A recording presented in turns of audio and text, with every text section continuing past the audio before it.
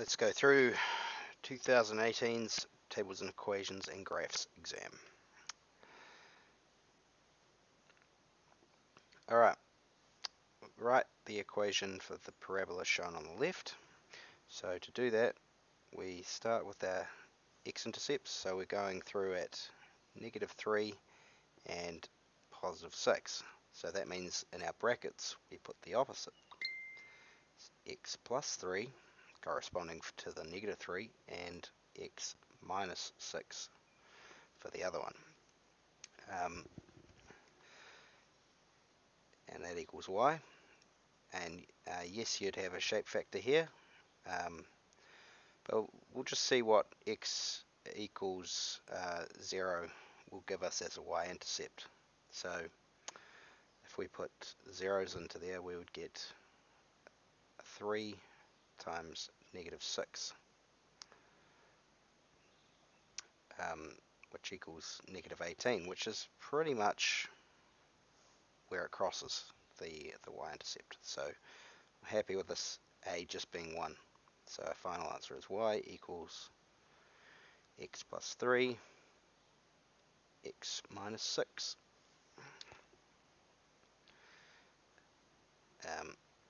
Alright. Find the coordinates of the vertex of the parabola.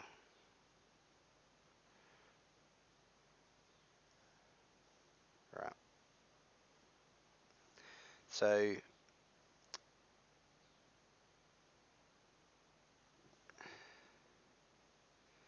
this is this point out here. If we split that 16, that's going across 8 in the x direction, and it's going up 16 in the y direction. So as it is currently, this parabola is centered on the origin, so our vertex formula is going to look a little empty. So we have x plus 0. Usually this would shift it in the x direction, squared, and then plus 0. This 0 would usually bump it up. So really we don't need any of those. There is a shape factor though that we want to just check using that point 816. So we can simplify this. The 0 is not doing anything, so this really looks like a times x squared. So just to get that shape factor, I'm going to put in x is 8, y is 16, and see what we get. 16 is y. A equals 8 squared. So that's going to be 64. So we're going to cross multiply that to the other side, and we're going to get 16 over 64, which is a quarter. It's a quarter. 16 over 64 is, if you put that into your calculator, you should get a quarter or 0.25.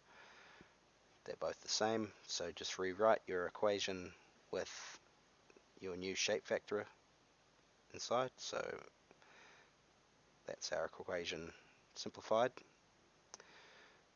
0.25 x squared. The bracket isn't really achieving anything, really,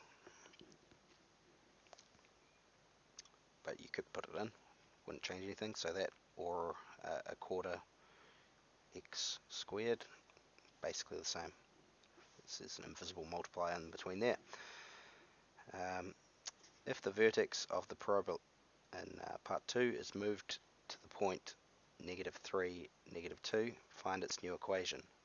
Okay, so that's going to move us -3 in the x. So basically inside our x bracket we're going to get a plus 3, and that's squared. So that corresponds to that -3. Remember, it's always opposite in the x bracket. And then the y, that's just, if I subtract 2 on the end, that's bumping it up or down on the y-axis. So you've got to know your way around the X and the Y. They do slightly different things. Yep. So those are the two things that changed from our original equation here. Alright, next one.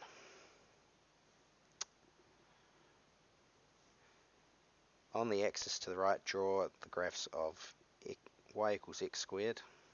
So this is just a basic parabola that'll be centered about the origin. Remember, a good trick is it goes across 1, up 1, and it goes across 1, up 3. Just noticed our axis is going up. Always be careful of your axis. What is it going up in?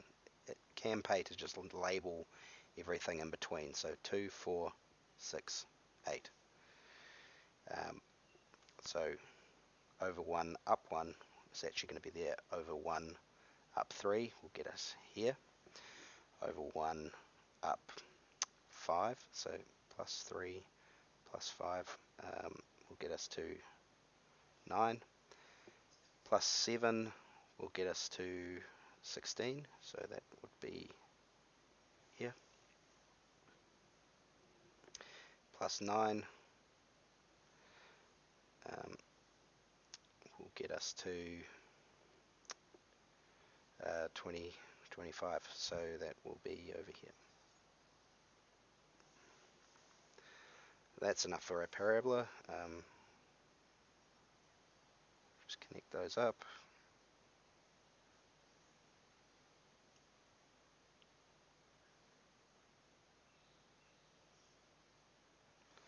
And of course it does the same thing on the other side, so there's an equal and opposite point here, here, and I guess there was one here, but that's where the graph runs out of space, so we'll just do it to there.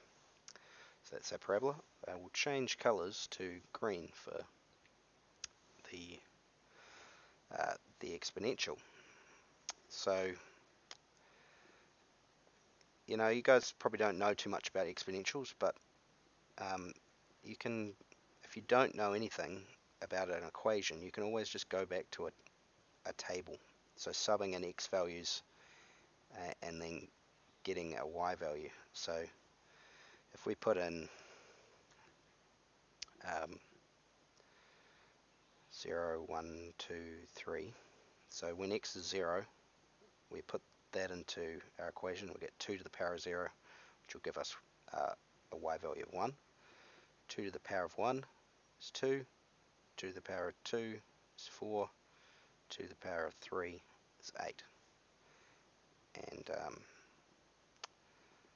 4 is going to be 16, 5 is going to be 32. So let's plot those values on. So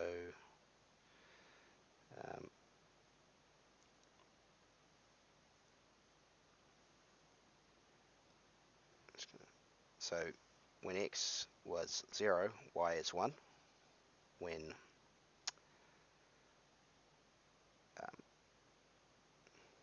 x is 1, y is 2. 3, and then 8. And then what do we got after 8? 16. So it's crossing over on that point again, same spot. And then at 5, it's way up at 32, which is there. So our green one comes down, crosses our parabola at that point, and goes a little bit lower around x equals 3, and crosses back over. Now, our exponential actually down here, I might just rub out some space. If we had -1, 2 to the power of -1 is essentially 0.5. 2 to the power of -2, you can put this in your calculator, 0.25. So that's going to go here, and so it almost trails off to 0, but not quite. It's what's called an asymptote. It doesn't actually get to 0, it just gets closer and closer. Like the next one will be halved again, next one halved again, 0.625, and so on. Alright, that's that graph. Using your graph, find the values of x for which, let's just zoom in on that. Using your graph, or by some other way, find the values of x for which the parabola is greater than the exponential. So like, think of a crocodile as eating the bigger thing, so where is the parabola bigger? Well, it's on top for between this point and this point, and then they swap over. And on the other side, it's bigger for -1 through to -3. So if you're going to write that boundary for this first number 1, that is going to look like from -3 through to x -1, and then for this other part over the other side, we would write 2 through to 4. So those are when x squared is greater than or equal to 2 to the x.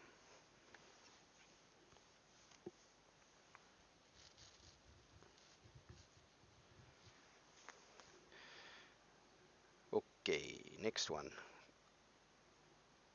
A tunnel on a motorway has a parabolic cross-section that looks like this, and that doesn't look like a parabola, but you can tell it is because it's got an x squared term in it. And basically they're using h instead of y. So try not to get too confused there. What we want to do first is actually expand this this bracket. So you know the 6 is going to multiply both the 1 and the 1/25th x. So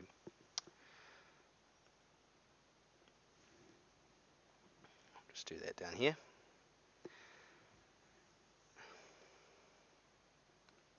Calculate the height of the tunnel when x equals 0. So you could expand this bracket and you're going to get 6 times 1 is 6, and 6 times -1/25 is going to get you -6/25 x squared. So usually we have our x squared term first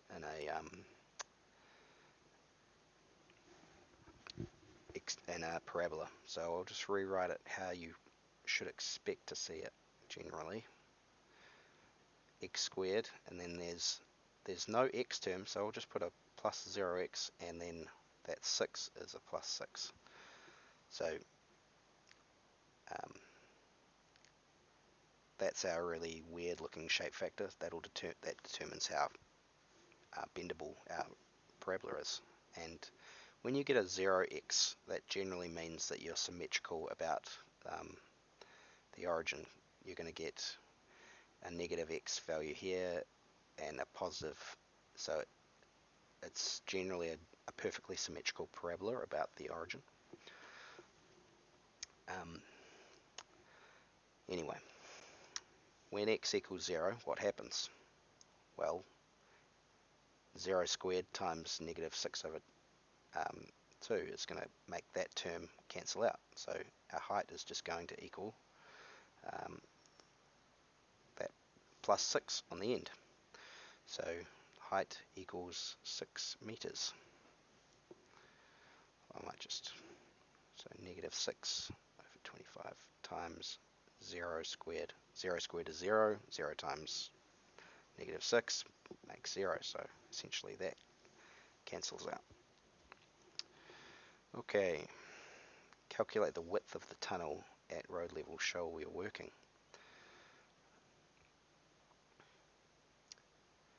Alright, so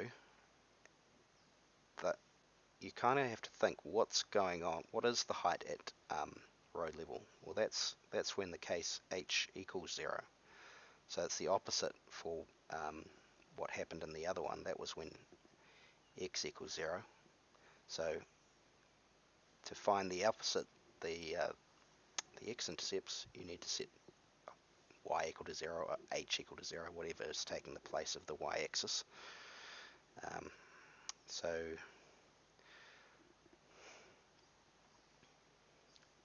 let's just start with what they've got.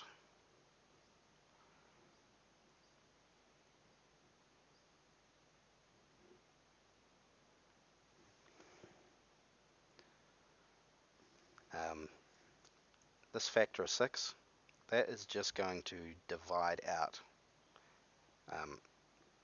We can divide both sides by 6, so that'll cancel. So if I divide by 6, we're going to be left with 0 equals just what's inside the bracket. 1 minus 1/25 x squared.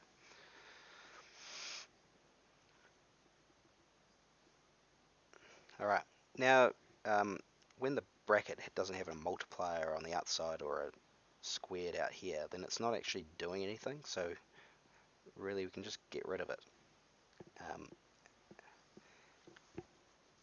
And now I'm going to move this term to the other side, and it's going to become positive. So 1 over 25 x squared equals 1. It's 25. We've pulled that back to the other side. It's dividing on the bottom, so when it comes to the other side, it'll be multiplying 1 times 25. So it was a division over here, and it became a multiplication on the other side. So x squared equals 25. And if we took the square root of both sides, then we're going to be left with x equals 5 and negative 5, because negative 5 times negative 5 equals positive 25, but so does 5 times 5 equals positive 25. So whenever you take the square root, you actually get two answers, so positive and a negative value. Right, so the width of the tunnel is from 5 to negative 5, so that is 10 meters distance.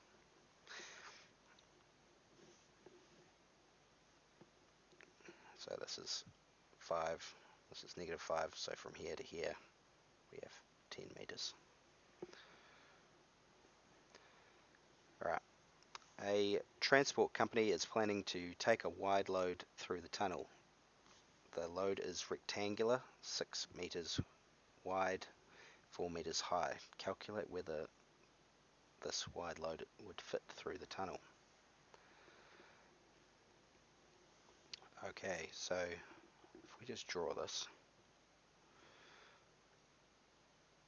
I think so we're at negative 5, and so the top is 6 meters high.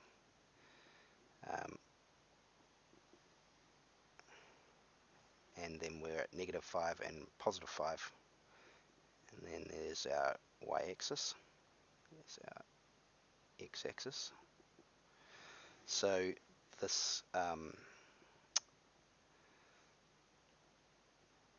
this box, it is 6 meters wide, so that would go to negative 3 one side and positive 3 the other side, and it's 4 meters high, so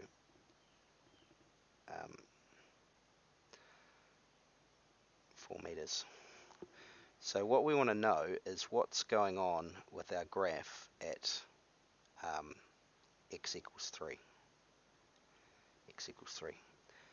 If we put x equals 3 into our parabola equation and it comes out greater than 4, then we know that our tunnel is not wide enough at that point to go through. So all that we're going to do is sub in x equals 3 and see what comes out. So our height equals 6 times 1 minus 1 over 25, and we're putting in x equals 3 instead of. That's that substitution I made just there. So if I put all of that into the calculator, I will get, I might just use the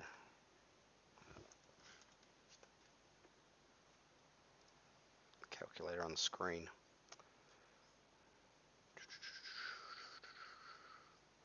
There it is. Drag that over here.